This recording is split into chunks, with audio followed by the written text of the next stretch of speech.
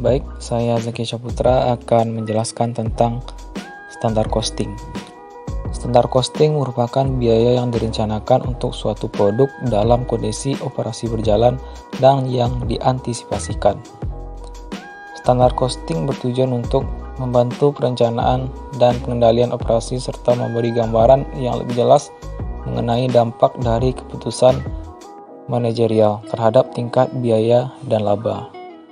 Standar costing itu hanya punya satu tujuan pokok, yaitu mengevaluasi kinerja perusahaan pada suatu periode tertentu, yaitu dengan cara membandingkan actual cost yang terjadi dengan standar cost yang sudah ditentukan. Poin selanjutnya, kegunaan standar cost. Sistem standar costing dirancang untuk mengendalikan biaya. Standar costing merupakan alat yang penting dalam pelaksanaan kebijakan yang telah ditetapkan sebelumnya. Sistem standar costing memberikan pedoman kepada manajemen berapa biaya yang seharusnya untuk melaksanakan kegiatan tertentu. Sistem standar costing menyajikan analisis penyimpangan biaya sungguhnya dari standar cost, memungkinkan manajemen melaksanakan pengelolaan mereka dengan prinsip kelainan, dengan memusatkan perhatian mereka terhadap keadaan yang menyimpang dari keadaan yang seharusnya. Manajemen dilengkapi dengan alat yang efektif untuk mengendalikan kegiatan perusahaan.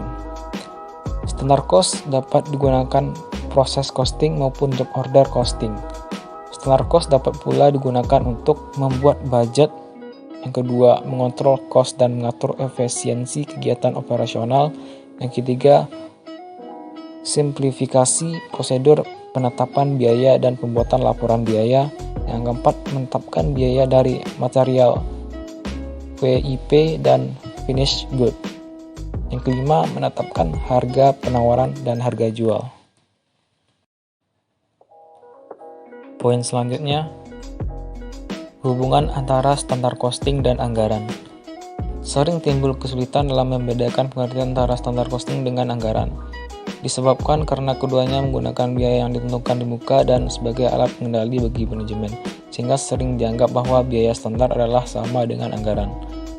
Standar costing dengan anggaran mempunyai hubungan yang erat seperti dikutip dalam buku Cost Accounting, Planning and Controlling yang telah dialihkan bahasakan oleh Alfonso Sirait dan Herman Wibowo sebagai berikut.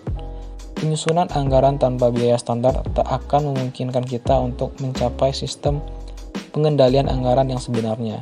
Dengan memakai biaya standar, persiapan anggaran untuk setiap volume dan bauran produk akan menjadi lebih cepat dan dapat diandalkan.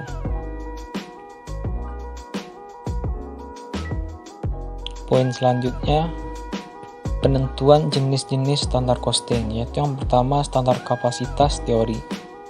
Standar ini mendasar kepada kemampuan produksi suatu departemen atau pabrik pada kecepatan penuh tanpa berhenti. Yang kedua, standar kapasitas praktis. Standar ini merupakan salah satu konsep pendekatan jangka panjang yang didasarkan kepada tingkatan produksi teoritis dikurangi dengan hambatan-hambatan yang tidak bisa dihindari karena faktor internal. Yang ketiga, standar kapasitas normal. Merupakan konsep pendekatan jangka panjang di mana standar kegiatan produksi dihitung dari standar kegiatan teoritis dikurangi hambatan-hambatan internal dan eksternal. Yang keempat, standar kapasitas yang diharapkan. Menggunakan pendekatan jangka pendek, biasanya tingkat produksi yang diharapkan dipengaruhi oleh ramalan penjualan pada periode akuntansi yang akan datang pada perubahan persediaan produk yang dikehendaki. Poin selanjutnya, konsep target costing.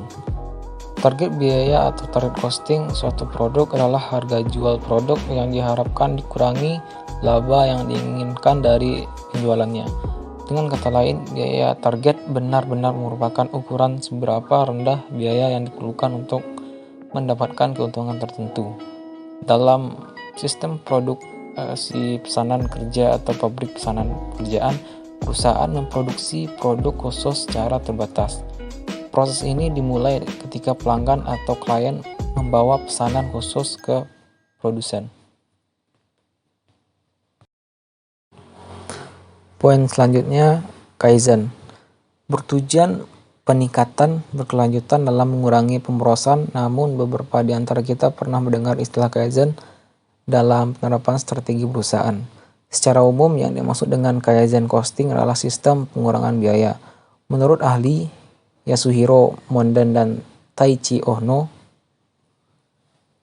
mendefinisikan Kaizen costing sebagai pemeliharaan tingkat biaya saat ini untuk produk yang saat ini diproduksi melalui upaya sistematis untuk mencapai tingkat biaya yang diinginkan. Karena Kaizen costing memiliki manfaat yang besar bagi perusahaan, terutama pemanfaatan sumber daya untuk peningkatan juga perbaikan berkelanjutan dengan mengikut sertakan seluruh elemen karyawan dalam melakukan peningkatan profit untuk mencapai target bisnis, maka tidak sedikit organisasi mengadopsi metode penerapan dari budaya Kaizen. Poin yang terakhir yaitu perbedaan target costing, standar costing, dan Kaizen costing. Biaya target lebih kecil dari biaya yang dapat dicapai sekarang yang didasarkan atas proses dan teknologi standar. Standar berperan sebagai benchmark ukuran perbandingan yang mengukur tambahan kemajuan dalam proses pencapaian biaya target. Pertama, biaya target menunjukkan standar penggerak pasar.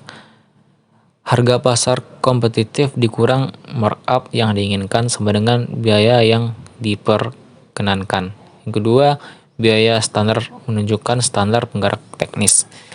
Biaya standar yang ditentukan secara teknis ditambah markup yang diinginkan sama dengan harga pasar uang diinginkan.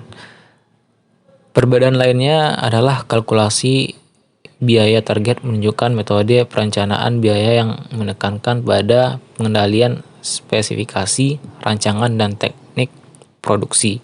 Dan biaya target ditentukan oleh pasar dan berasal dari sumber eksternal. Sedangkan biaya standar ditentukan terlebih dahulu dari analisis internal atas proses produksi.